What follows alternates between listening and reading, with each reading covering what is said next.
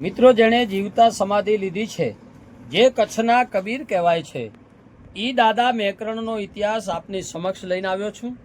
કચ્છમાં નખત્રાણા તાલુકાના નાની ખોભડી ગામે પિતા હરભોરજી ભાટી અને માતા પાબામાની કુખે જન્મ લઈ 12 વર્ષની નાની ઉંમરે માતાના મઢના ગુરુ ગંગારામ કાપડી પાસે ઉપદેશ લઈ મેકાજીમાંથી દાદા મેકરણ તરીકે ખ્યાતિ મેળવી પોતાની ખભે કાવડ મેલી નીકળી પડે।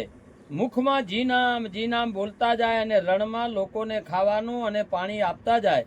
તેઓ કહે છે કે જ્યાં તો ઝેરમાં થિયા સજણ થિયા મુજા સેણ મરી વેંધા માળુઆ રોંધા ભલે જા વેણ।